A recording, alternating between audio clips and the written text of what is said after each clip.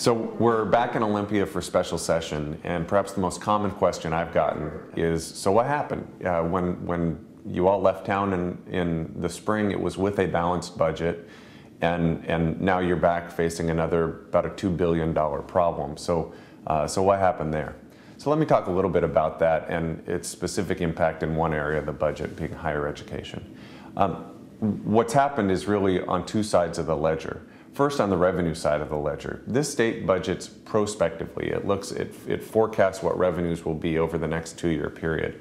And unfortunately, as we've seen some of the chaos in the global economy, some of the chaos in Europe, some of the challenges in our nation's capital, you continue to see those forecasts get gloomier and gloomier. And as a consequence, on the revenue side of the ledger, revenue continues to not come through the door as had been expected.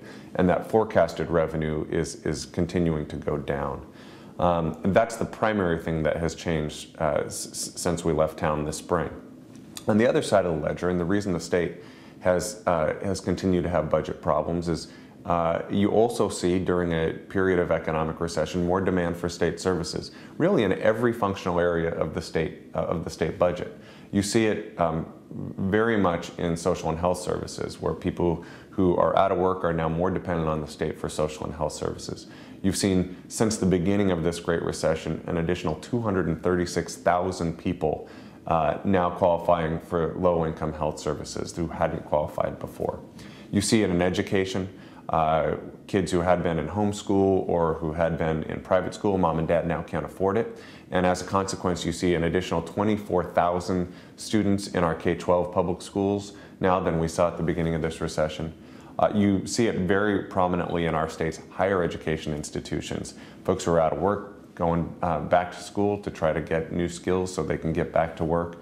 An additional 47,000 more students in our higher education system. And all of that comes with a cost. So you've got this perfect storm going on where revenues continue to not come through the door as had been expected, and there continues to be greater demand for state services, and that leads to the budget problem that this state faces. The governor has now released her budget, and we're going to be reviewing that and trying to come up with our own path forward. One of the areas that I'm very concerned about is the state's approach to higher education. I believe if we're going to get out of this mess, higher education is going to be part of the path forward. And really, for me, it comes down to 4 things. First, I believe that investing in higher education is the smartest economic development strategy that we can have. One of my concerns is that in the governor's proposed all-cuts budget, she invests in higher education at the same level in terms of state support as we saw when Ronald Reagan was president. I do not know how you have a 21st century economic development strategy and invest in higher education at 1980s levels. The number one factor that businesses use when making their location decisions is the availability of skilled workers. I see that in my day job working in economic development in Pierce County. We see it with small businesses in our neck of the woods. We see it with big businesses like Microsoft and Boeing. They need skilled workers to be competitive.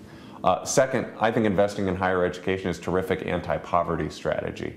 If we want folks to draw a paycheck rather than an unemployment check, investing in their education is a very smart investment. The unemployment rate right now, if you're a high school dropout, is more than 15%. If you have a baccalaureate degree or higher, the unemployment rate is only 4%. So we know that this is a good strategy for helping people get to work. Third, I think it's a really good budget strategy.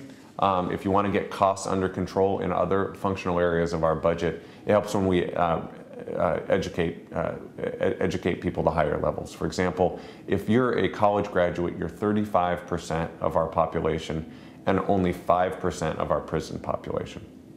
In contrast, if you're a high school dropout, you're 16% of our overall population, but over 50% of our prison population. And so that's one way we can get some of these costs under control in other functional areas of the state budget. But finally, and most importantly, I think about what we want for our employers, and for me as a dad of 2 little girls, what we want for our kids. You know, I've got 2 little girls, and I want to see them be able to, if they want to go to college or university here in this state, that there be a place for them so that they don't have to go out of state. My hope is that that place is also affordable, so families like mine don't have to go into hock just to see their kids get a college education. And finally, I want to make sure that that education is a quality one, so that they can so that they can get a good job after their college experience is done. That our employers here in this state are able to find workers who are educated here in this state. So, that is really what's at stake as we grapple with this budget. And that's an area that I'm going to be working on a lot as we deal with this special session. There are areas throughout state government who are going to be impacted, that will be impacted by the budget challenges that we face. And I can give examples really in every area of state government, from social and health services to K-12 to natural resources, and some of the very difficult decisions that will be made during this special session. Our job will be to try to chart the most responsible path forward that we can, and hopefully come out on the other side of this stronger as a state and stronger as citizens of this state. So stay tuned.